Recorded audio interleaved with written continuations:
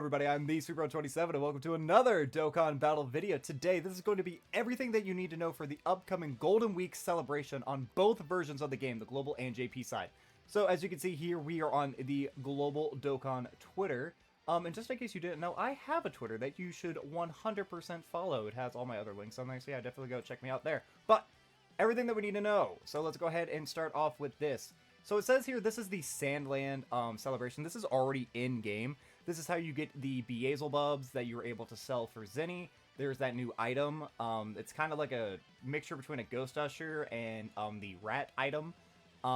As well as you also get a wallpaper for it. So that's really cool. That's in collaboration with the new game that is dropping in 2 days as of the day of recording. And yes, I am recording this at 3:18 a.m. What of it? Then there is right here, this is in the 30-day special summon, you're guaranteed 2 featured characters. This is just like a random step-up banner. It looks to have like a lot of side banner units. This is Zerloin, Zarbuto, and Rabanra, who are the side banner unit for the 17 and 18 TOP androids. And then this is the Zamasu, who is the side banner unit for Corrupt Merge Zamasu during the Worldwide Download Celebration. This is absolutely not going to be worth it at all. This will be at the same time of the Japanese version during the celebration. You can get amazing items, like a total of 80 Dragon Stones. Alright, so yeah, that's just like these are the missions that you'll be doing to get a lot of stuff.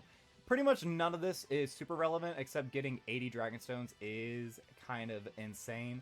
Not going to lie. Plus, the list of characters who are available with certain LRs will have debuted as recently as 2024. Collect 30 tickets to perform the summon. So this is actually a ticket banner. Interesting, interesting, interesting. And it says here, characters as recent as 2024. So that means it could be Carnival or Legendary Yellow Coin banners. So that could potentially mean, like, Bulma could return on this. Ribrianne could return on this.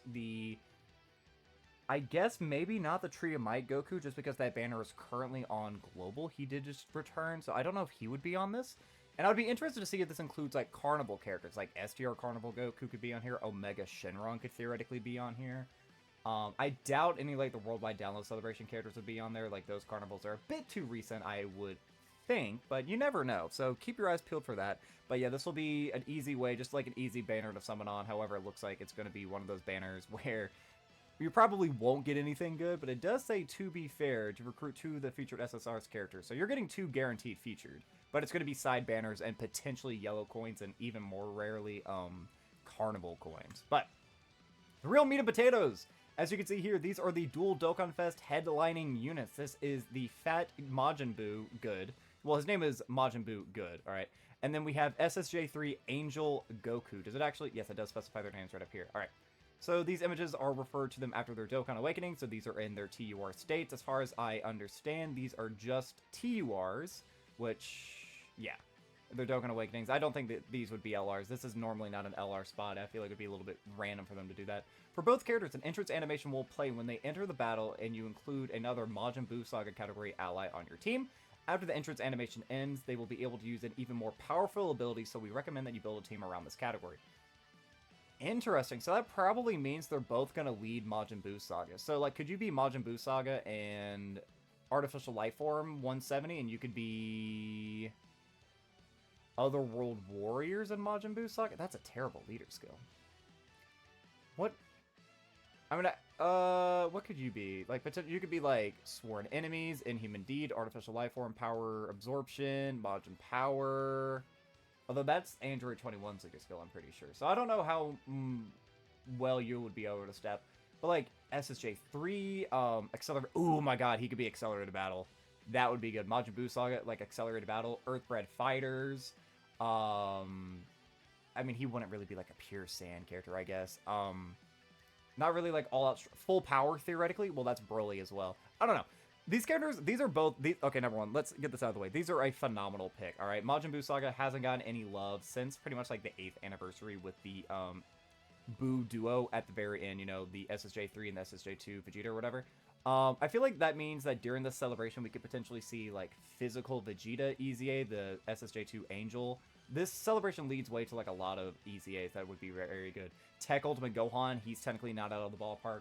STR Fat Buu, STR Super Saiyan, Great Saiyaman. There is how many other characters are there? Again, there's that Vegeta that I just mentioned. There's physical Deborah. There are a myriad of other characters. Tech, Fat Boo, Exchange Boo, who or whatever. Because we did just get the Int Gotenks. It would be amazing if that character also got an easy A, especially with how powerful Gotenks is. If he was on that power level or even slightly above, like the Artificial Life Force team is going to be remarkable. But I think just with this right here, again, we're going to try to get back on hand a little bit here. Them having both, like, this is pretty much going to mean that they both have Majin Buu Saga, which Majin Buu Saga has gotten some love.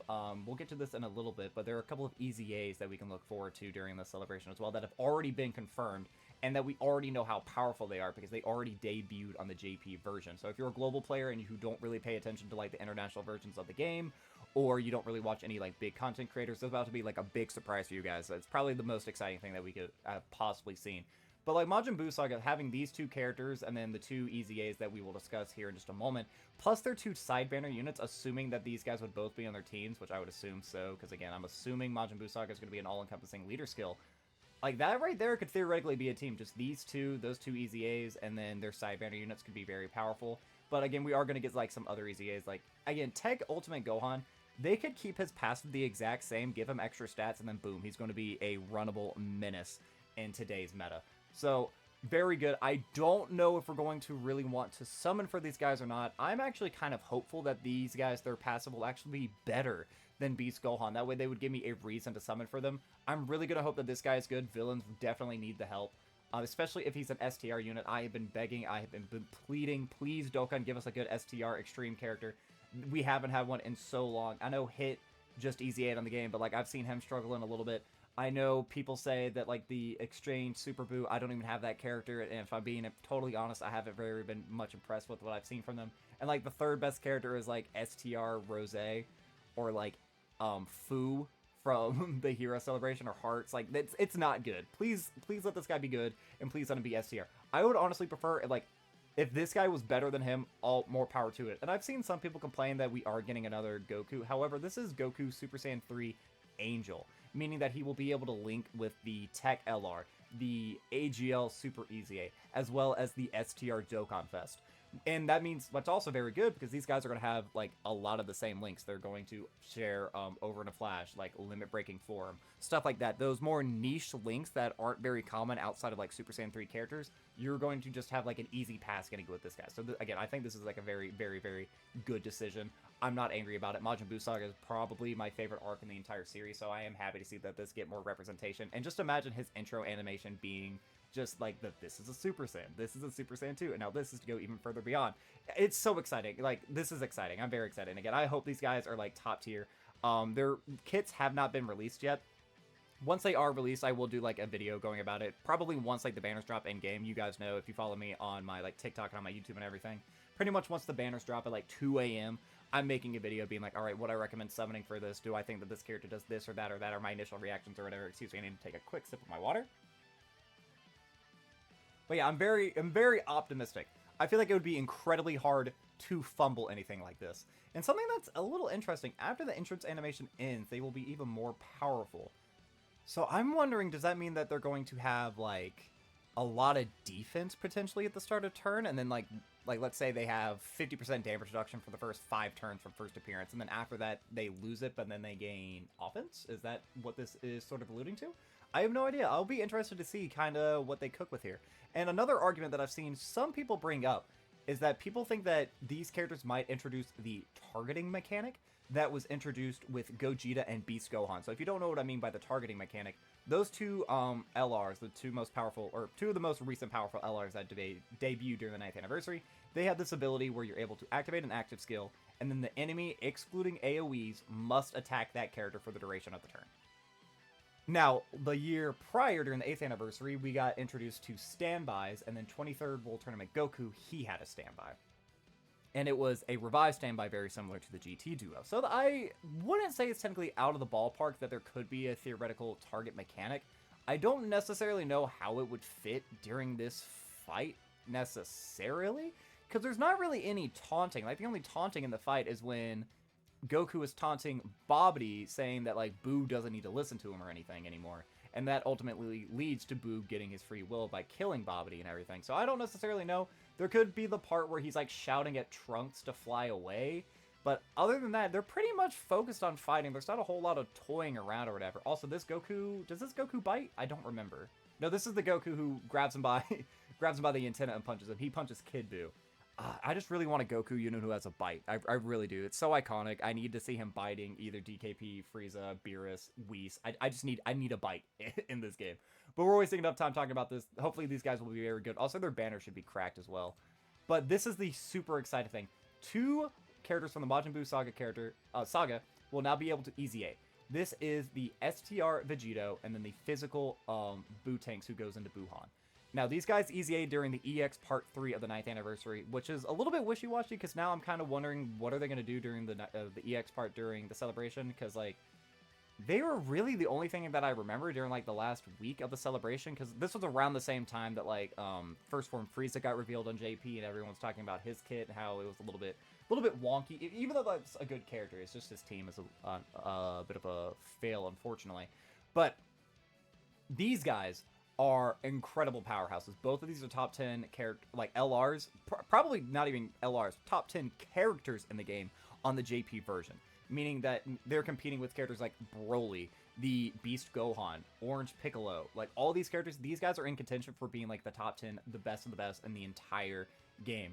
Both of them are a little bit weak at the start of the fight, however, like they both greatly stack defense as far as I'm aware, and then Vegito, once he transforms, they're both killers. I'll make another video going kind of in depth on what we should look forward to in their passives and everything, but these are 2 extremely valuable characters who, again, are like strong enough to tackle the 9th anniversary stuff, and we're getting them now, and we're in like a Fusion Zamasu meta, or at least we would be if it weren't for this. We are getting a new Red Zone. This is so exciting as a global player who is tired. The Fusion Zamasu event, it's fun to an extent. It's annoying, whatever. I normally don't mind doing items. You guys know me if you watched me long enough. I don't mind doing an item run every now and then. But like I've been so tired of that. I've been so tired of Omega. Omega is just like not a fun fight. It takes forever, and if you lose at the very end, you got to do it all again. It sucks. But we are getting a new Red Zone. So far, it looks like there's only going to be the 2 fights, with it being Deborah and then Boo and Bobbity. Other characters who could get in here, we could get like a legendary Super Boo stage, so it could be like Evil Boo into Super Boo into Boo Wiccolo into Boo Tanks into Buuhan. We could get that. We could get Majin Vegeta could theoretically get his own stage. I don't think anyone would really be opposed to that. That would be cool, because he could even have like an AoE Super being the Final Atonement, but he could like lose some of his HP. You could do something very interesting with that. Kid Buu could obviously get one. There are just a lot of different various villains.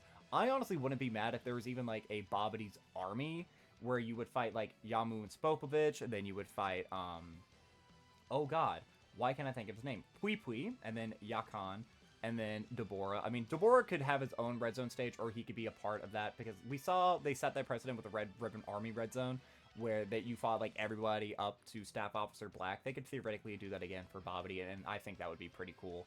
But it also says here, various new battle conditions, like receiving damage with each turn passed and raising enemies' status under certain conditions, are available.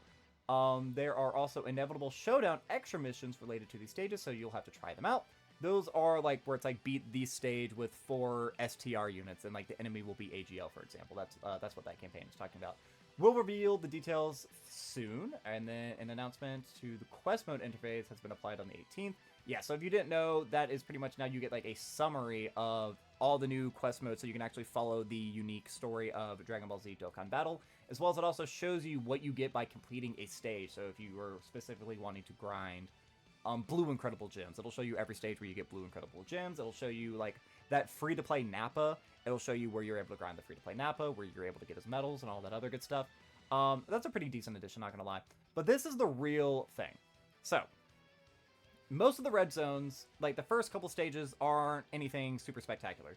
The one that had like the biggest jump in difficulty, I would argue, would be the Dismal Future, because the androids were pretty hard, but like they were on par with like other red zones, like the last stage of them.